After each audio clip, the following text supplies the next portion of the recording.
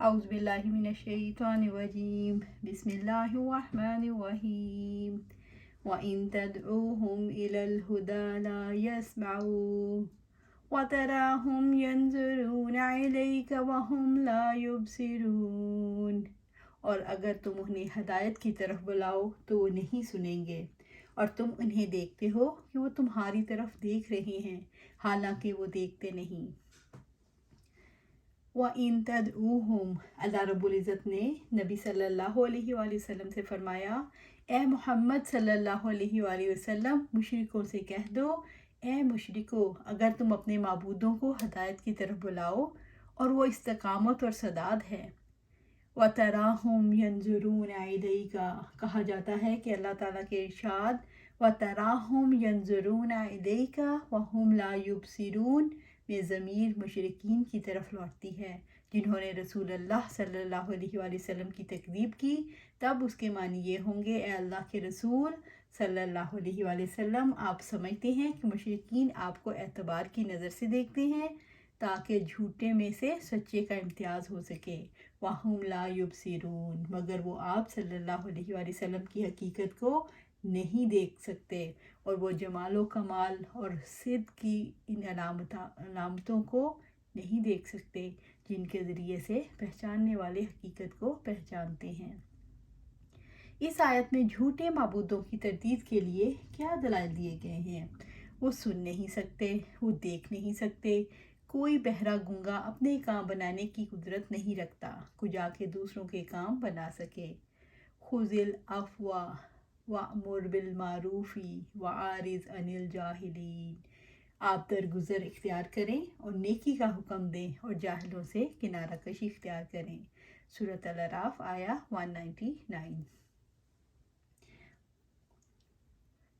خُذِ الْعَفْوَ، اللہ رب العزت نے لوگوں کے ساتھ اخلاق اور آسانی سے پیش آنے کا حکم دیا ہے، یعنی ایسی بات جو ان کے لیے سمجھنی آسان ہو اور ایسے اعمال جو ان کے لیے سہولت والے ہوں، اور ان سے ایسی بات کا مطالبہ نہ کریں جس کو وہ جانتے نہ ہوں یا جس کے وہ مالک نہ ہوں۔ العفو، جو آسان ہو، جس میں تکلیف نہ ہو، جو تکلیف نہ لائے، اور وہ اخلاق اور اعمال میں آسان ہے جس میں تکلیف نہیں اور تنگی کی بجائے آسانی ہے۔ انس بن مالک رضی اللہ تعالیٰ عنہ سے روایت ہے کہ آپ صلی اللہ علیہ وآلہ وسلم نے فرمایا، آسانیاں کرو، مشکل پیدا نہ کرو، خوشخبریاں دو اور نفرتیں نہ پھیلاؤ۔ افواہ میں قطع رحمی کرنے والوں سے صلہ رحمی کرنے اور گناہ گاروں کو معاف کرنا، مومنوں کے ساتھ نرمی کرنا جیسی باتیں آتی ہیں، اور جو فرما برداروں کے اخلاق ہیں۔ رسول اللہ صلی اللہ علیہ وسلم کو لوگوں کے ساتھ حسن اخلاق اور طیب اخلاق کے ساتھ معاملہ کرنے کا حکم دیا ہے۔ رب العزت کا فرمان ہے وَلَوْ كُنْتَ فَظًّا غَلِيظَ الْقَلْبِ لَانفَضُّوا مِنْ حَوْلِكَ، اور اگر تم بد زبان اور سخت دل ہوتے تو وہ تمہارے آس پاس سے بھاگ جاتے۔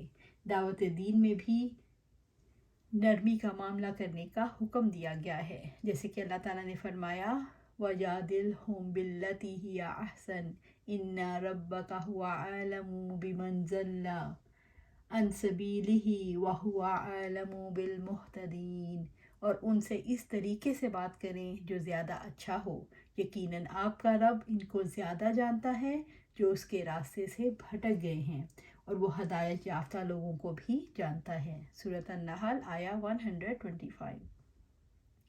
رب العزت نے فرمایا وَأَن تَعْفُوا أَقْرَبُ لِلتَّقْوَى وَلَا تَنْسَوُا الْفَضْلَ بَيْنَكُمْ، اور تقویٰ کے زیادہ قریب یہی ہے کہ تم معاف کر دو اور آپس میں فضل کو فراموش نہ کرو۔ سورۃ البقرہ آیہ 237۔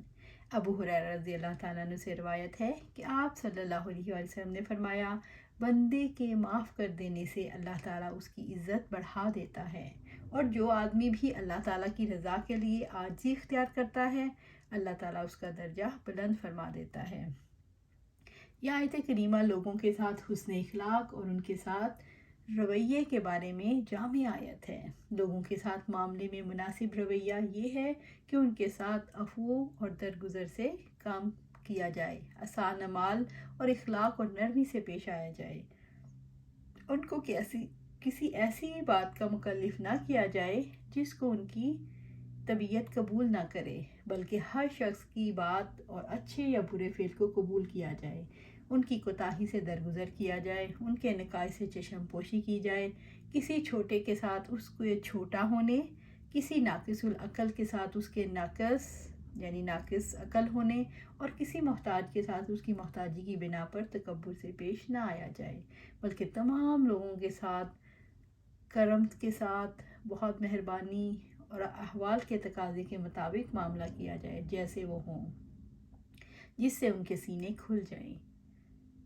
جب اللہ تعالیٰ نے اپنی نبی صلی اللہ علیہ وسلم پر یہ آیت اتاری تو آپ صلی اللہ علیہ وسلم نے جبرائیل سے اس کا مطلب پوچھا تو فرمایا اللہ تعالیٰ کا حکم ہے کہ ظالموں سے درگزر فرمائیں، جو آپ کو محروم رکھیں اسے دیں، اور جو قطع رحمی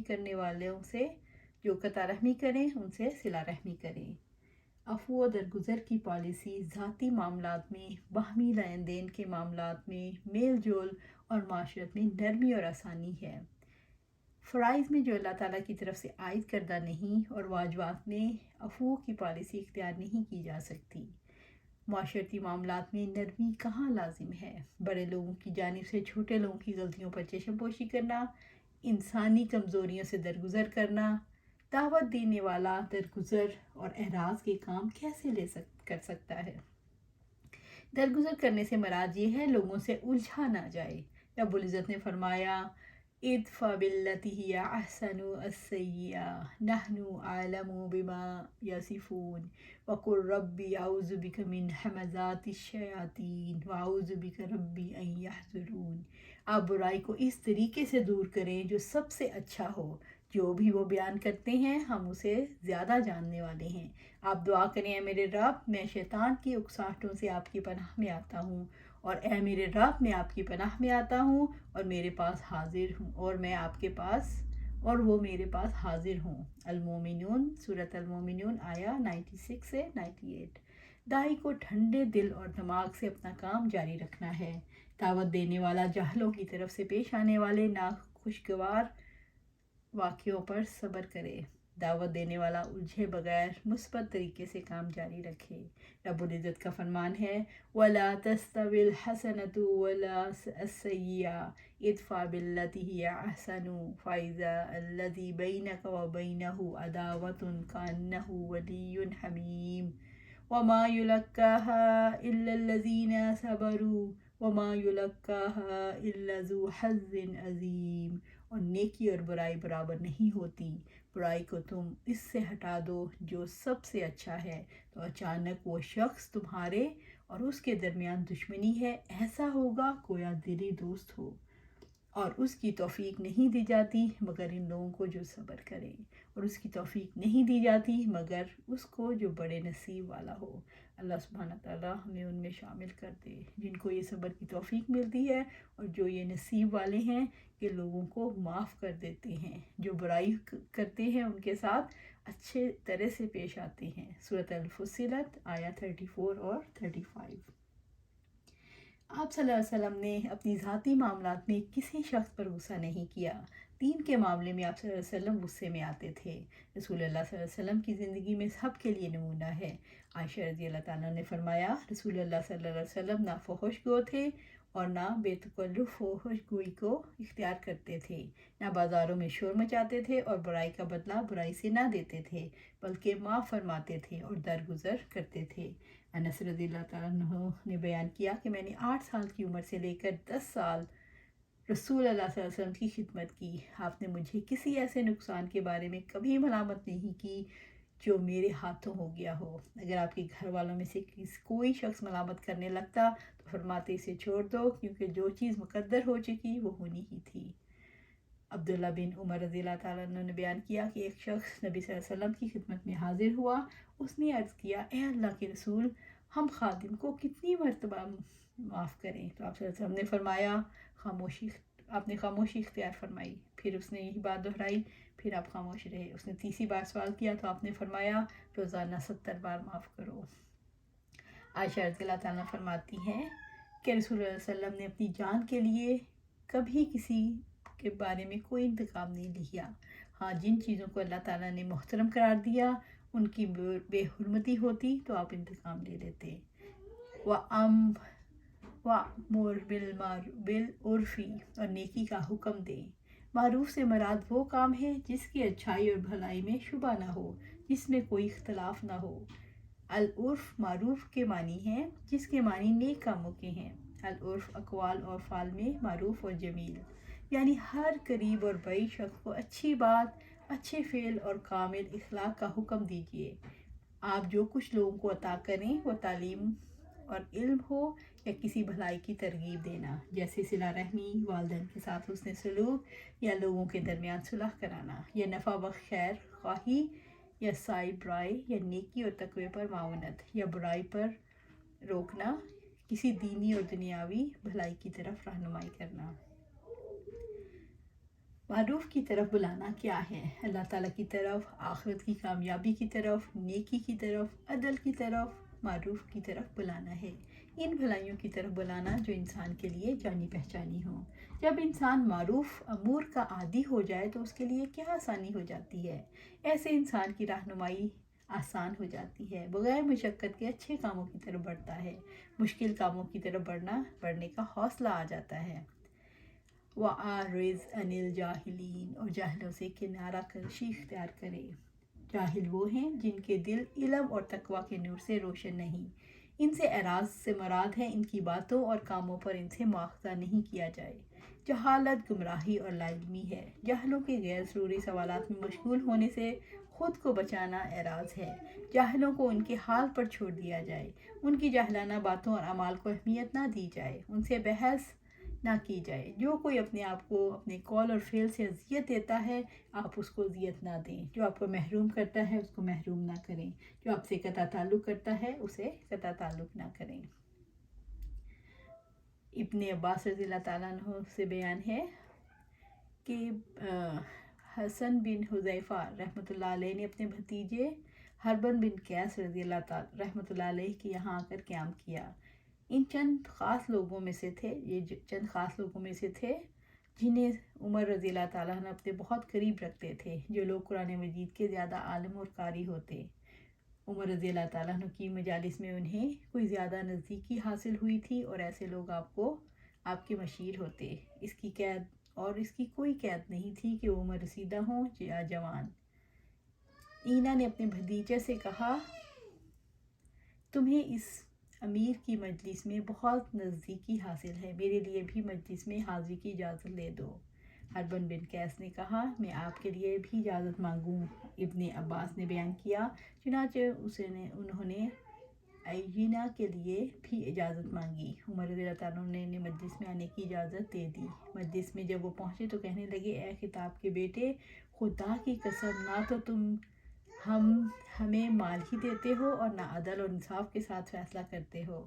عمر رضی اللہ تعالیٰ کو ان کی بات پر غصہ آیا اور آگے بڑھ ہی رہے تھے کہ حربن بن قیس نے عرض کیا، امیر المومنین، اللہ تعالیٰ نے اپنے نبی صلی اللہ علیہ وسلم سے خطاب کر کے فرمایا، معافی اختیار کر اور نیک کام کا حکم دے اور جاہلوں سے کنارہ کش ہو جا، اور یہ بھی جاہلوں میں سے ہیں۔ اللہ کی قسم، جب قرآن مجید کی تلاوت کی، انہوں نے قرآن مجید کی تلاوت کی تو عمر رضی اللہ تعالیٰ بالکل ٹھنڈے پڑ گئے، اور کتاب اللہ کے حکم کے سامنے آپ کی یہی حالت ہوتی تھی۔ عبداللہ بن زبیر نے بیان کیا، معافی اختیار کیجیے اور نیک کام کا حکم دیتے رہیں، لوگوں کے لیے اخلاق کی اصلاح کے لیے ہی نازل ہوئی ہے۔ عبداللہ بن زبیر نے بیان کیا کہ اللہ تعالیٰ نے اپنے نبی صلی اللہ علیہ وسلم کو حکم دیا، لوگوں کے اخلاق ٹھیک کرنے کے لیے درگزر اختیار کریں، یا کچھ ایسے ہی کہا۔ وَإِمَّا يَنزَغَنَّكَ مِنَ الشَّيْطَانِ نَزْغٌ فَاسْتَعِذْ بِاللَّهِ إِنَّهُ سَمِيعٌ عَلِيمٌ، اور اگر شیطان کی طرف سے آپ کو کوئی اکساہٹ ابھارے تو آپ اللہ تعالیٰ کی پناہ مانگ لیں، یقیناً وہ سب کچھ سننے والا اور جاننے والا ہے۔ سورۃ الاعراف آیہ 200۔ وَإِمَّا يَنزَغَنَّكَ اور آپ کو ابھار دے، يَنزَغَنَّكَ گدگدائے، پھسلائے، من الشیطان اگر شیطان کسی وقت کسی حالت میں آپ کو پھسلانے کی کوشش کرے، نزغن وسوسہ یا چھوٹی سی حرکت جو شیطان کی طرف سے ہوتی ہے۔ نزغہ اس کی اصل فساد ہے اور کہا جاتا ہے اغوا۔ अल्लाह सुब्हाना ताला ने अपने नबी को सल्लल्लाहु अलैहि वसल्लम को हुक्म दिया, जब शैतान का वसवसा महसूस हो तो अल्लाह की पनाह मांग लें। शैतान भलाई के रास्ते में रुकावट डालने के लिए या बुराई की रग़बत दिलाने के लिए वसवसा डालता है। उम्मुल मोमिनीन सफ़िया रज़ी अल्लाह ताला अन्हा का बयान है कि वो रसूलुल्लाह सल्लल्लाहु अलैहि वसल्लम के पास आपके साथ एतकाफ़ में आप सल्लल्लाहु अलैहि वसल्लम की ज़ियारत के लिए मस्जिद में आई। रमज़ान का आखिरी अशरा और थोड़ी देर आप सल्लल्लाहु अलैहि वसल्लम के पास बैठकर बातें की। उसके बाद उठकर जाने लगी तो आप सल्लल्लाहु अलैहि वसल्लम इनको पहुंचाने के लिए घर गए, यहाँ तक कि जो मस्जिद के दरवाज़े पर और उम्मुल मोमिनीन सलमा के दरवाज़े के करीब पहुंच गईं तो अंसार के दो आदमी उधर से गुजरे तो आप सल्लल्लाहु अलैहि वसल्लम ने उनको सलाम किया और दोनों से आप सल्लल्लाहु अलैहि वसल्लम ने फरमाया, तुम दोनों को ठहर जाओ। ये सफ़िया बिनते हई थी। इन दोनों ने अर्ज़ किया, सुभान अल्लाह या रसूलल्लाह, क्या हम आपकी तरफ बदगुमानी कर सकते हैं? और इन दोनों पर ये बादशाह गुजरी तो आप सल्लल्लाहु अलैहि वसल्लम ने फरमाया, शैतान खून की तरह इंसान के बदन में गर्दिश करता है और मुझे अंदेशा हुआ कि मुबादा तुम्हारे दिलों में कुछ वसवसा आए या वो कुछ वसवसा डाले। शैतान बंदे को गाफिल कर देता है और वो ताक में रहता है बंदा कब गाफिल हो, और जो ही वो गाफिल होता है वो शिकार करने की कोशिश करता है। जैसे डॉक्टर ऑपरेशन से पहले एनेस्थीसिया देता है और जब बंदा बेहोश हो जाता है तो ऑपरेशन कर लेता है। इसी तरह शैतान भी अपना ऑपरेशन तभी शुरू करता है जब बंदा गाफिल हो जाता है। इंसान के एहसास को शैतानी ख्याल छू जाए तो उसके साथ क्या मामला होता है। इंसान की फ़िक्र कुछ देर के लिए मुअत्तल हो जाती है। वो इसी तरह सोचने लगता है जैसे शैतान वसवसा डालता है। उसे महसूस होता है गोया यही मेरे दिल में है। फ़स्ताइज़ बिल्लाह, और अब आप अल्लाह ताला की पनाह मांग लें। इंसान शैतान की उकसाहट से बेकाबू हो जाए तो अल्लाह की क्या रहनुमाई हासिल कर सकते हैं। फ़स्ताइज़ बिल्लाही, शैतान के वसवसों से महफूज रहने के लिए अल्लाह ताला की पनाह में आ जाएं। शैतान जब उकसाता है तो इंसान जोश में आकर बेकाबू हो जाता है। ऐसे मौके पर अल्लाह ताला की पनाह मांगने वाला महफूज हो जाता है। शैतान के फितनों से बचने का यही एक रास्ता है कि इंसान अल्लाह ताला की पनाह में आ जाए। इन्नहु समीउन अलीम, यकीनन वो सब कुछ सुनने वाला, सब कुछ जानने वाला है। इन्नहु समीउन, बेशक आप जो कहते हैं, जो दुआ करते हैं, वो उसको सुनने वाला है। अलीमुन, और आपकी नीयत, इरादे की कमज़ोरी और आपकी पनाह पकड़ने को जानता है और आपको फितनों से बचाएगा। जैसे कि फरमाया, कुल औज़ु बिरब्बिन्नास मालिकिन्नास इलाहिन्नास मिन शर्रिल वसवासिल खन्नास अल्लज़ी युवस्विसु फ़ी सुदूरिन्नास मिनल जिन्नति वन्नास शर्रिल वसवासिल खन्नास अल्लज़ी युवस्विसु फ़ी सुदूरिन्नास मिनल जिन्नति वन्नास। आप कह दीजिए, मैं इंसान के रब की पनाह में आता हूँ, इंसान के बादशाह की, इंसानों के माबूद की, वसवसा डालने वाले, हट हट कर आने वाले की शर से, जो लोगों के सीनों में वसवसा डालता है, जिन्नों और इंसानों में से। शैतान के फितनों से बचने का यही एक रास्ता है, इंसान अल्लाह ताला की पनाह में आ जाए। सलमान बिन सद रज़ी अल्लाह ताला ने बयान किया, दो आदमियों ने आप सल्लल्लाहु अलैहि वसल्लम की मौजूदगी में झगड़ा किया। हम भी आप सल्लल्लाहु अलैहि वसल्लम की खिदमत में बैठे हुए थे। एक शख्स दूसरे को गाली दे रहा था और उसका चेहरा सुर्ख था। आप सल्लल्लाहु अलैहि वसल्लम ने फरमाया, मैं एक ऐसा कलमा जानता हूँ कि अगर ये शख्स इसे कह ले तो उसका गुस्सा दूर हो जाए। औज़ु बिल्लाहि मिनश शैतानिर रजीम। सहाबा ने उससे कहा, सुनते नहीं कि आप सल्लल्लाहु अलैहि वसल्लम क्या फरमा रहे हैं? उसने कहा, क्या मैं दीवाना हूँ? अबू हुरैरा रज़ियल्लाहु ताला बयान करते हैं कि आप सल्लल्लाहु अलैहि वसल्लम ने फरमाया, तुम में से कोई शख्स जब सो जाता है तो शैतान उसकी गद्दी पर 3 गिरें लगाता है। हर गिरा पर वो ये फूंकता है कि रात बहुत लंबी है, मज़े से सोए रहो। फिर अगर वो बेदार हो जाए और अल्लाह ताला का जिक्र करे तो एक गिरा खुल जाती है, और अगर उठकर वज़ू करे तो दूसरी गिरा भी खुल जाती है, और अगर नमाज भी पढ़ ले तो तमाम गिरें खुल जाती हैं। फिर वो इस हाल में सुबह करता है कि वह हशाश बशाश और खुश मिजाज होता है, वरना बद मिजाज और सुस्त होता है। अल्लाह सुब्हाना ताला से दुआ है, हम भी सबसे पहले उठकर यही काम करें। सबसे पहले क्या करें? उठें, यानी कोई लंबी रात से सोए हुए से उठकर बैठ जाएं, اللہ کا ذکر کریں، وضو کریں اور نماز پڑھیں. انشاءاللہ اللہ سبحانہ تعالیٰ سے دعا ہے قرآن و سنت پر عمل کریں اور اس پر استقامت سے چلتے رہیں. یہ کام اللہ کی ہدایت کے بغیر، اللہ کی مدد کے بغیر ممکن نہیں، تو اس لیے اللہ سے ہمیشہ جڑے رہیں. آمین یا رب العالمین.